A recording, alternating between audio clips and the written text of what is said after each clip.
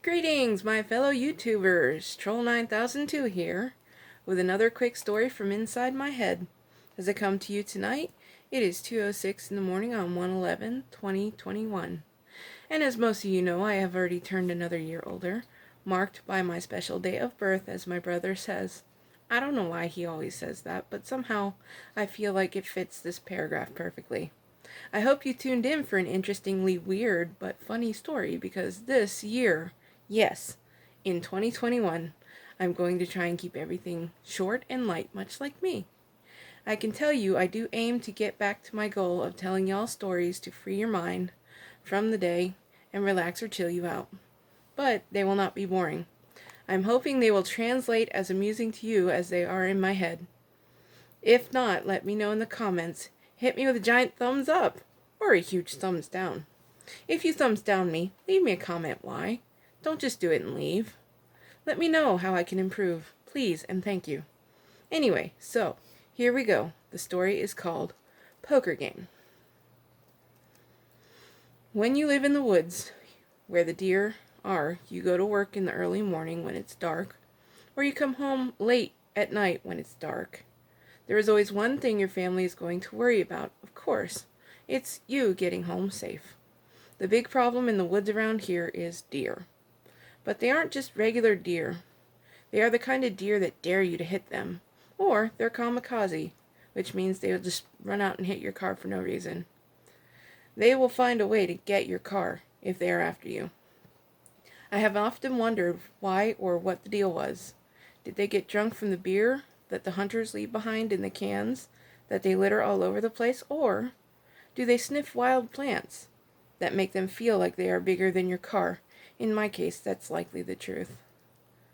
I have in the past hit a deer, but my record is only one, and it did not total my car. My car is called a Spark. That's the model. I hit the deer in the booty. It broke my headlight and bent my hood. But to keep me calm and make it easy to explain to my coworkers, because I hit it in the morning, I told them I used my spark to nail the deer in the booty, which by the end of the day translated to I sparked a deer in the butt. Sure, my siblings have totaled cars from deers, and my parents have hit them too, but they never totaled their car. But I can see how easy it would be to total a car on a deer. Anyway, it was the night after I had hit the deer. My car was in the repair shop. By the way, the deer went gimping off into the woods, so I had assumed it lived. But I couldn't say for sure, as days later I saw buzzards. Ugh.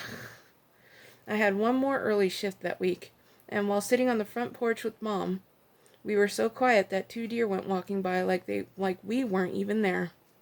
And I said, "Hey deer, what's up?" And they ran off. I thought it was funny, but Mom said I ruined the moment. I mean, they were going to run away anyway, as soon as they caught our scent. It was what it was, anyway. Later that night, I come home to a bonfire. We had a tree fall from a windstorm, and instead of trying to use the wood in the fireplace, Dad decided to do a bonfire instead. Which is fine with me. That is my favorite thing to do. Just sit around a bonfire and either stare at it or listen to people talk or music play. Whatever, it doesn't matter. Like most, to me it's very soothing. So Dad brings out a drink for me as soon as I get home. A really awesome milkshake.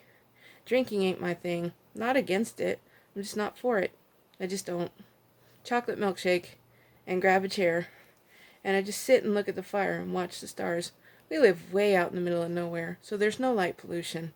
So a million gazillion stars, kind of like those inflatable planetariums that used to exist when I was in elementary school at least. If you know what I'm talking about, you know. If not, I'm sorry, your childhood sucked. Anyway, it was late, or early in the morning, and the fire had burned down to mostly coals,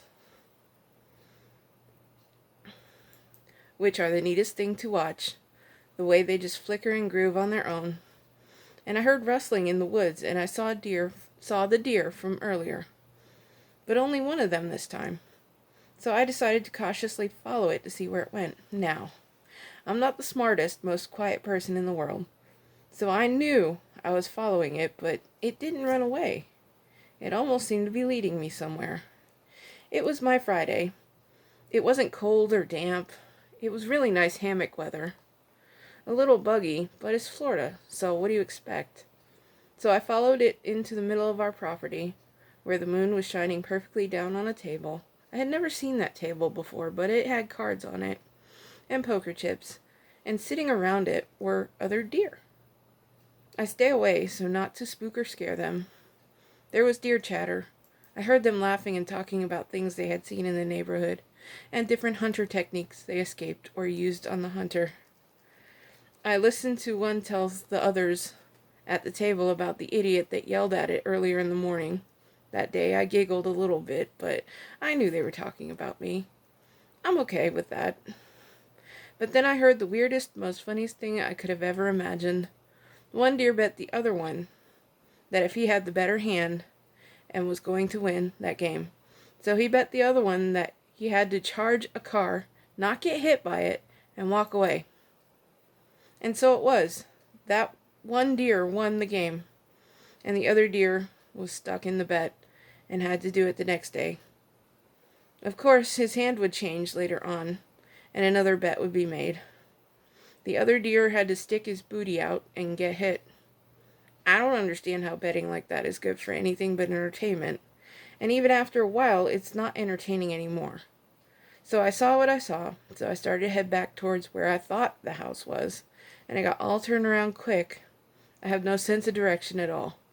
And it was dark, and I didn't have a deer leading me. So I got tangled in pricker bushes and vines, bramble, and I just kind of gave up. When the same deer came and walked me through the woods, back out to the fire pit, and he ran away. I sat down in the chair and fell asleep. Next morning, Dad came out to feed the cats, not realizing I had fallen asleep in the chair, and he woke me up, told me to go on and go into bed. I woke up later that afternoon not knowing if it was real, or if I had a funky dream. That's how my dreams usually work. We spent the rest of the weekend clearing out underbrush and dead trees. Yay, more bonfire stuff! But the weekend was over and it was time to go back to work. They called me the night before and asked me to come in early the next morning, which is highly unusual for me. But whatever, I agreed to it, and that was the morning when I sparked the deer in the butt. And it went limping off. I felt terrible, but I continued on to work. When I got home that night, there was a whole herd of deer, like maybe 5 or 6 standing in a clump on the corner. As I came around slowly, they looked like they were just going to walk into my car as I rolled by. But they didn't, and I was relieved. It was about a month later, my car was fixed, and me and Mom were back on the porch sipping coffee and hot chocolate. And we saw the deer. Sure enough, the one that led me into the woods and out of the woods was the one I hit in the booty. And he lifted his head up and looked at me. I smiled at it and said, "Sorry, dude, but you shouldn't have bet and run." And his friend ran away. And I swear that before he took off, he nodded at me in forgiveness. And I got dressed and went to work. Never saw the deer again. Couldn't find the table in the woods. No matter how bright the moon was, it must have been a dream. But it begs the question, why do they do that? I mean, I've seen them eating grass at the edge of the road, and they start to go into the road, then stop. It's like they're daring you. Then, just as you're fixing to pass them, safely, they just jump right out in front of you. That's my deer story for you guys. The first one of the year. Hopefully it won't be the last one. Let me know about it. Leave me some comments. I like reading and replying to them. Subscribe if you dare, and I'll catch you on the next page turn. Have a safe, peaceful week, and remember, you're in my heart and my prayers always. On a side note, as I finished writing this story last night, I switched back over to Facebook to check on last-minute posts that were doing well, and saw that a coworker actually hit a deer with her car. Please say a quick prayer for my friend Katie. She's fine, and her car might be okay, but she's a little rattled, I think. What are the odds? Yikes. I beg of you, especially at night, drive cautiously, and always be on guard for animals on the side of the road, or the ones in the middle of the road. You never know what bet they made and lost. Catch you next time.